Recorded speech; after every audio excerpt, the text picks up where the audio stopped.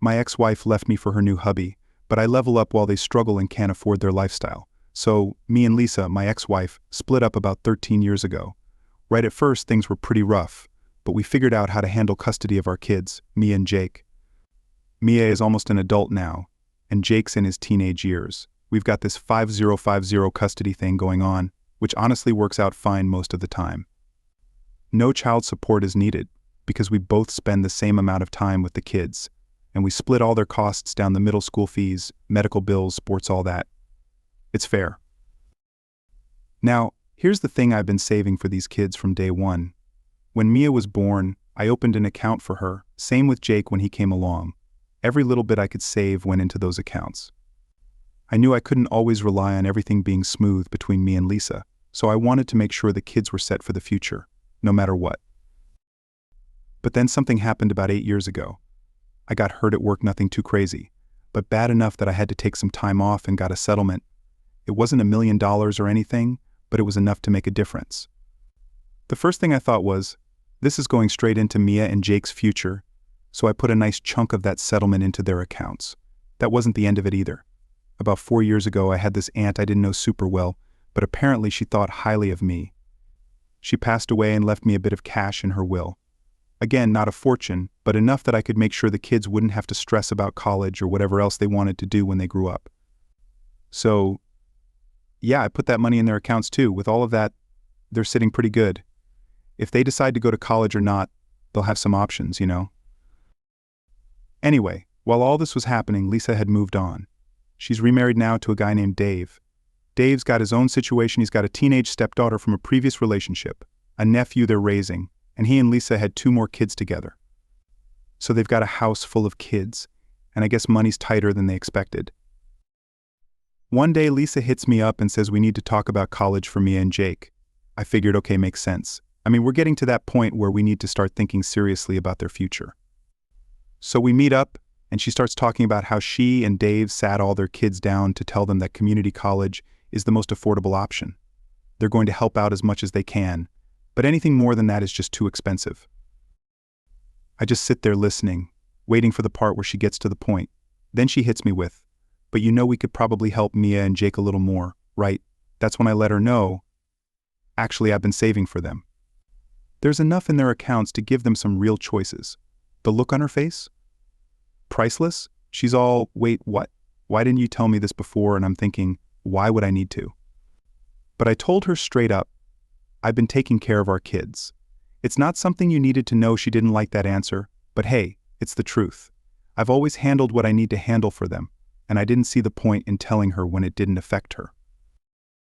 Now this is where things start to get weird. A few days later she calls me again, only this time Dave's on the phone too.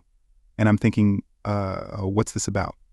Lisa starts off by saying how they've been thinking about the whole college thing and how tight money is for them right now.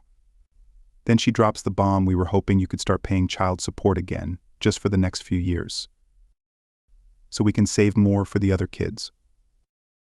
I'm sorry, what? At first I wasn't sure if I heard her right. Child support for our kids, who we already split time and expenses for equally so they can save for their other kids. I told them, no way, that's not happening. I'm not paying child support so they can save money for Dave's kids. But then, get this, Dave chimes in. This guy barely knows me, right? But he's suddenly trying to act like we're all one big happy family. He says, you know, you could always split the money you've saved for Mia and Jake with the other kids. That way they all get a fair shot. A fair shot? Are you kidding me? I looked at my phone like it had grown another head. I told him flat out, that's not happening. I'm not paying for your kids to go to college. The money I've saved is for Mia and Jake, and that's where it's staying. Lisa goes quiet for a second, and I think maybe she's finally getting it. But no, she starts telling me how I'm being cruel, how I'm making things harder on their whole family, and how this should be a no-brainer for me. At this point, I'd had enough. I told her, look, the only way I'd be responsible for your whole household is if we never broke up. But guess what? We did. So you're going to have to accept that you're equally responsible for me and Jake, just like me. Now, I'm not going to lie, part of me felt like maybe I was being too harsh. But seriously, what do they expect me to do? I'm just trying to take care of my kids. I've been doing that since day one, and I'm not about to let someone else's family become my responsibility. If they're having money problems, that's on them. I've got my own kids to worry about. After that, they both started calling me every name under the sun. You're selfish, you're cruel, you don't care about family. All that nonsense. But I stood my ground. At the end of the day, I'm not here to fund their entire household. I'll always do what's right for my kids, but that's where the line gets drawn. So now I'm sitting here thinking, am I the bad guy for refusing to help their other kids? Or is this just another case of people trying to take advantage? Honestly, I don't know. But I do know one thing: Mia and Jake are my priority, and I'm not about to let anyone guilt me into doing something that's not my responsibility. All right, so after that insane phone call with Lisa and Dave, I figured things would cool down, right? I mean, I said my piece. I wasn't going to pay for their other kids, and that should have been the end of it. But nah, of course it wasn't. Things never really end that easily, do they? About a week later, I'm just minding my business when I get a text from Lisa. She's asking if we can sit down and have a serious discussion about the kids. At this point, I'm thinking, what now? But I agreed because, co-parenting and all that. I figured it would be some normal stuff like schedule or school or something. We meet up at this coffee shop, and she's got that look, the one like she's gearing up for something. She doesn't even bother with small talk and jumps straight into it. I've been talking to Mia, she says. I'm immediately like, oh great, what now? Apparently, Lisa's been trying to guilt trip our daughter into thinking about her step-siblings' futures. She starts going on about how Mia should consider sharing some of her college money with Dave's kids. I couldn't believe it. She's only 17. I told Lisa, why are you putting that kind of pressure on her, Lisa? Acting all innocent, goes, I'm just trying to teach her about family. It's important for her to learn how to share, how to help others. I looked at her like she had 3 heads. Teach her about family? Are you kidding me? This isn't about sharing toys, Lisa. We're talking about her future. You can't just guilt her into giving up her money for kids that aren't even hers. She tries to spin it like I'm the bad guy. You're just making things worse by being so stubborn about this. I'm only trying to prepare her for the real world, where people have to make sacrifices. I had to sit back for a second. The real world? Sacrifices? Look, I'm all for teaching kids life lessons. But not when it comes to their future, their education, or their chances to succeed. You're the one putting unnecessary stress on her. I told Lisa she doesn't need to worry about Dave's kids' college funds. That's not her responsibility, and you know it. Lisa starts getting all huffy, saying I'm being unreasonable, and that I should see things from her perspective. But here's the thing: her perspective is entirely selfish. She's just trying to find a way to take advantage of the situation, because she and Dave can't manage their own finances. I finally cut her off and said, look, if you need more money so bad, maybe you and Dave should look at your own spending habits instead of trying to dig into Mia and Jake's future. That's when she really lost it. She starts talking about how hard it is for them and how they're struggling to make ends meet with all the kids in the house. I get it, raising kids isn't cheap, especially when you've got as many as they do.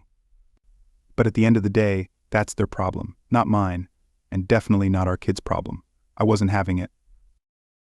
You're not struggling enough to give up your fancy vacations or your shopping spree, though, are you? I asked her, probably a little harsher than I meant to. But seriously, it's the truth.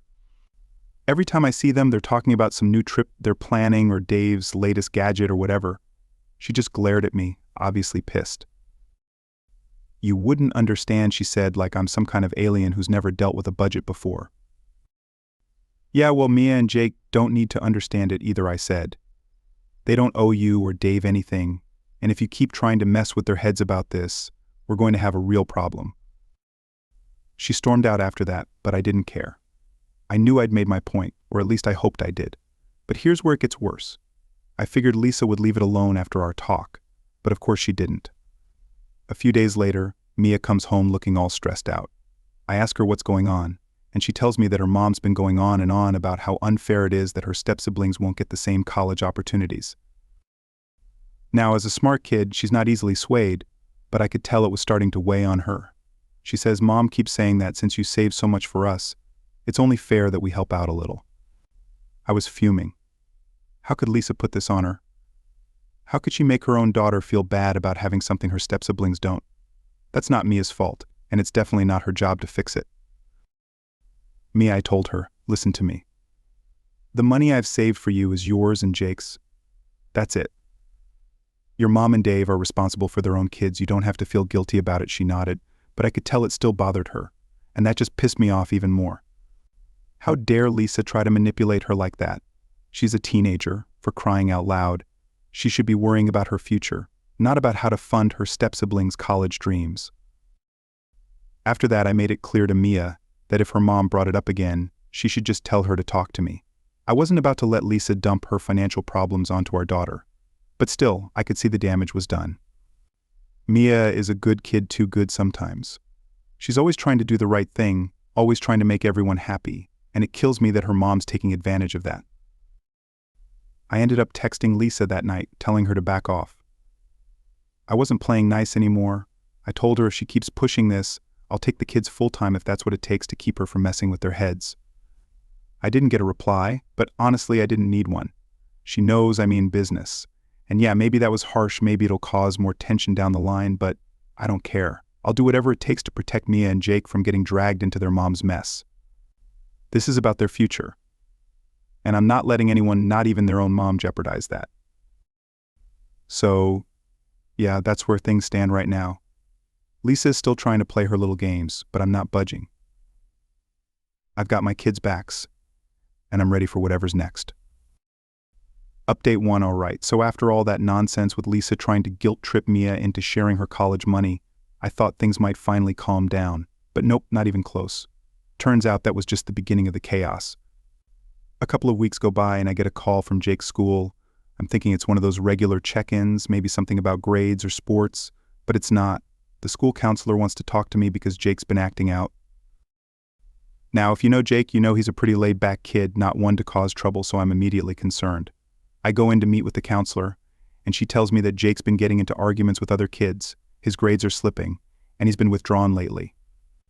Naturally, my first thought is that something's going on with him and maybe he's not telling me, so I sit him down later that day and ask him what's up. At first, Jake brushes it off, saying it's nothing, just normal school stress, but I know my kid, and I can tell something's eating at him. After a little more pushing, he finally opens up. "Dad, it's just... I don't know how to handle it when I'm at Mom's house anymore," he says. "What do you mean?" I ask. "Well, it's like every time we're over there, Mom and Dave are always talking about money, about how they don't have enough for all the kids, and how it's not fair that me and Mia have everything set. That hit me like a ton of bricks. I knew Lisa was pulling that crap with Mia, but hearing that Jake's been hearing this same junk too, that's a whole other level of messed up. Apparently, whenever Jake's at his mom's, he's constantly overhearing these conversations about how unfair it is that they're struggling with 4 kids and how lucky he and Mia are because of the money I saved for them. And not only that, but Dave's been making little comments around him, stuff like, "Must be nice to have a rich dad," or "Guess you don't need to worry about your future like the rest of us, are you kidding me?" I asked Jake why he didn't tell me sooner, and he just shrugs, saying he didn't want to make a big deal out of it. He's a good kid, doesn't like stirring up trouble, but I could tell it's been weighing on him, and now it's affecting him at school. At that point, I was done with being polite. I called Lay as soon as Jake went to his room and let her know exactly what I thought about the crap they had been pulling. I told her to knock it off with the guilt tripping, or I'd take it to court if I had to. I was not about to let her and Dave mess with our son's head just because they couldn't handle their own situation.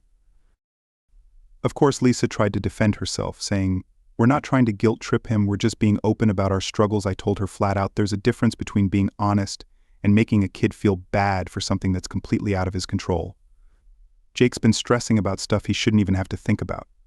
She tried to play it off like it wasn't a big deal, but I wasn't having it. I told her this was her last warning: either stop putting this pressure on the kids, or I'd get the courts involved. It's not ideal, but I'll do whatever it takes to protect my kids. After I hung up, I decided to sit down with Jake again and let him know that none of this was his fault. I told him, "Look, what's going on at your mom's, that's not on you, it's on her and Dave to figure out their own situation, and you don't need to worry about it." He just nodded, but I could tell he was relieved. Still, I knew this wasn't going to be something that would magically fix itself overnight. The next part of this whole mess came a few days later when Mia, Jake, and I were hanging out. Mia had just gotten home from seeing her mom and she seemed off. I asked her what was up, and she said, "Mom keeps bringing up this idea about sharing the money again. It's like she won't drop it." I could feel the anger bubbling up inside me. Lisa hadn't learned anything from our last conversation, clearly, but before I could even say anything, Mia looks at me and goes, "But I told her it's not happening." She got all mad, but I don't care, I know what's right. I was so proud of her in that moment. I mean, this is a kid who's had to deal with so much pressure from her own mother, and she's still standing her ground. I couldn't help but give her a hug and tell her how proud I was. After that, I figured things might die down, but nope, Lisa wasn't done causing problems. One night, Jake gets a text from his mom while we're having dinner. He shows it to me, and it's her asking if he'd be willing to help out with the younger kid's school expenses. Seriously? She's now texting our son directly, asking him to chip in for stuff that's her responsibility. I grabbed Jake's phone and texted back myself, if you need help, talk to me. Don't involve Jake in this. Lisa didn't respond, but I didn't need her to.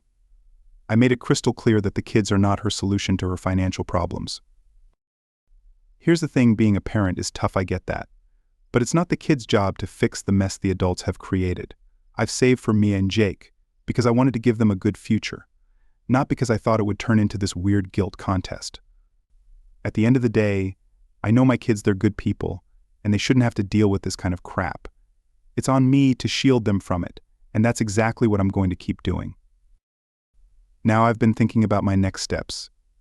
I don't want to go through the courts unless I absolutely have to. But if Lisa keeps pulling this nonsense, I'll do it. I'm not going to let her and Dave guilt trip our kids anymore.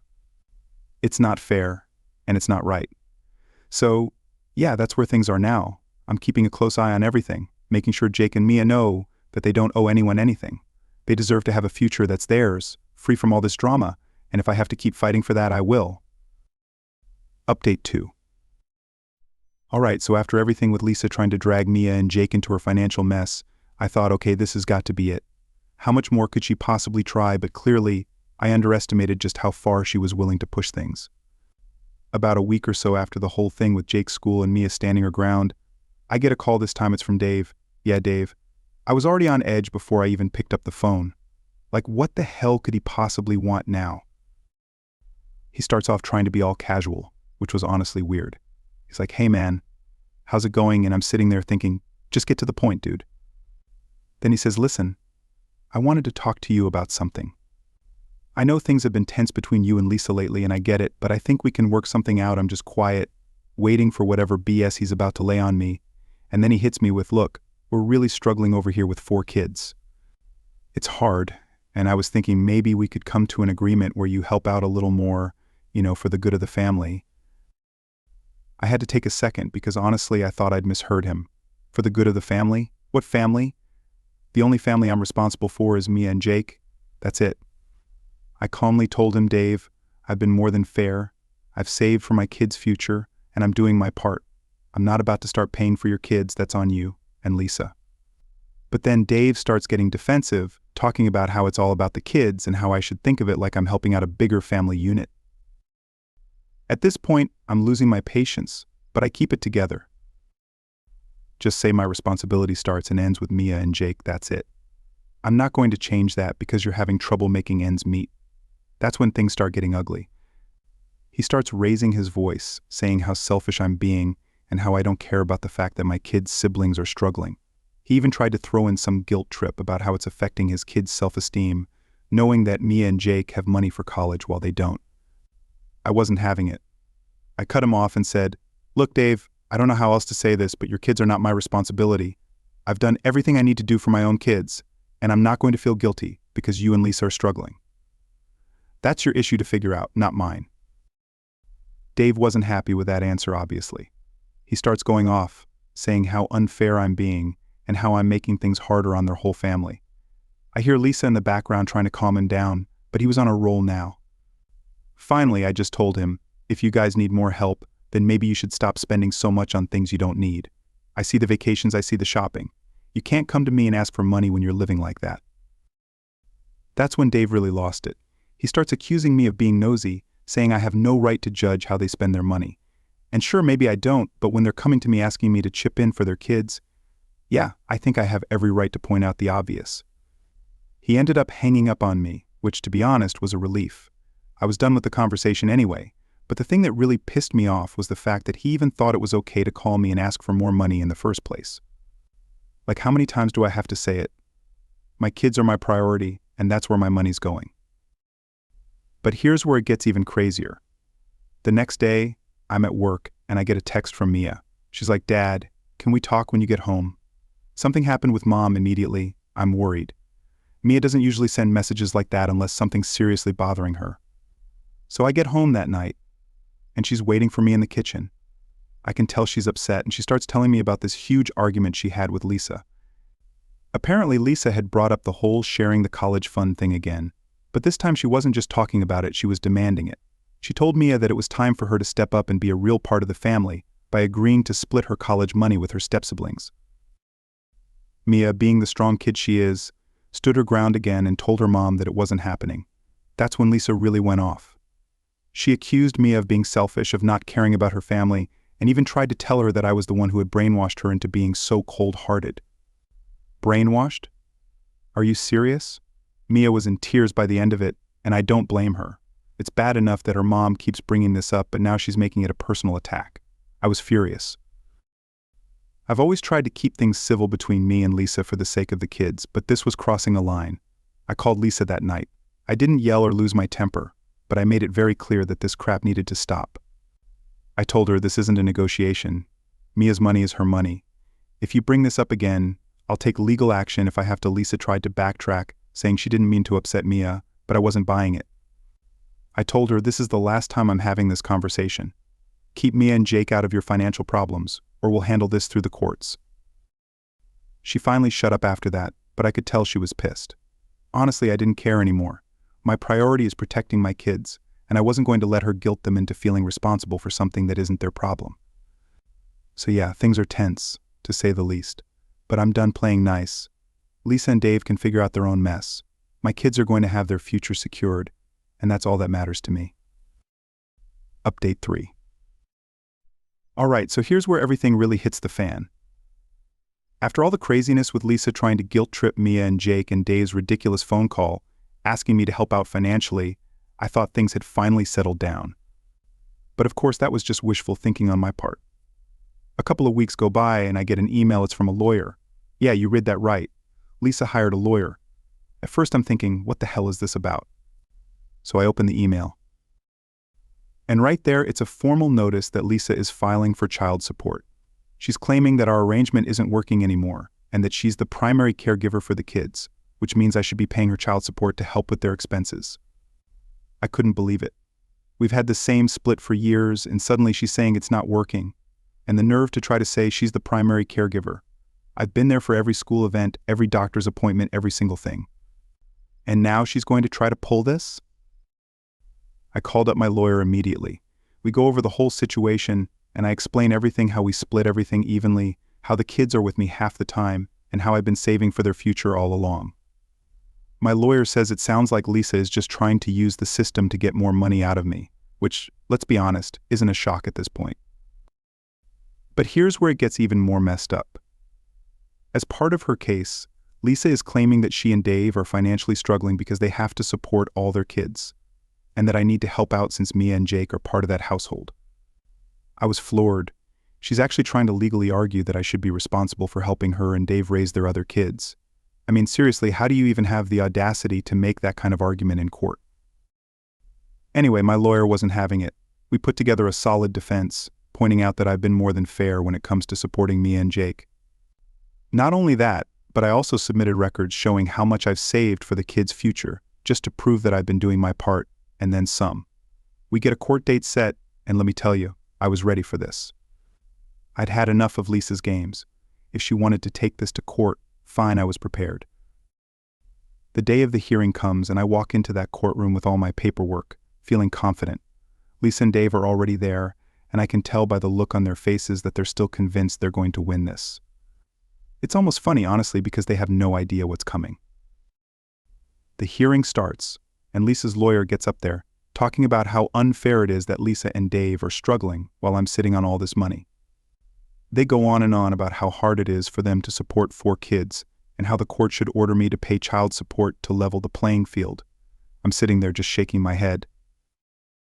When it's my turn, my lawyer absolutely dismantles their argument. She points out that our custody arrangement has been in place for years, and that Lisa's only bringing this up now because she and Dave can't manage their finances. She also drops the bombshell that Lisa and Dave have been trying to get Mia and Jake to share their college money with the other kids, which really got the judge's attention. Then my lawyer lays out all the proof bank statements showing how I've saved for the kids, the fact that I've been an active and involved parent the whole time, and how Lisa's just trying to squeeze more money out of me for her other kids. The judge listens to all of it, and then turns to Lisa's lawyer, and let me tell you, the look on Lisa's face at that moment was priceless. The judge pretty much shut down every argument they made. He said that our 50/50 arrangement was working perfectly fine, and that there was no reason to change it. He also made it very clear that I was only responsible for my kids, and that Lisa and Dave's financial struggles were their own problem to solve. When the judge ruled in my favor, I could see Lisa was furious. She didn't say a word to me, but I knew she was livid. Dave, too. They just stormed out of the courtroom like they couldn't believe what had just happened. Honestly, I felt a huge sense of relief. I wasn't trying to be petty, but I'd had enough of being dragged into their financial drama. I was just glad that the judge saw through all the BS and ruled in a way that was fair to Mia, Jake, and me. But here's the kicker after the court case. Things got really quiet from Lisa's side. No more guilt-tripping, no more ridiculous requests for money. It's like they finally realized that I wasn't going to cave no matter how much they pushed.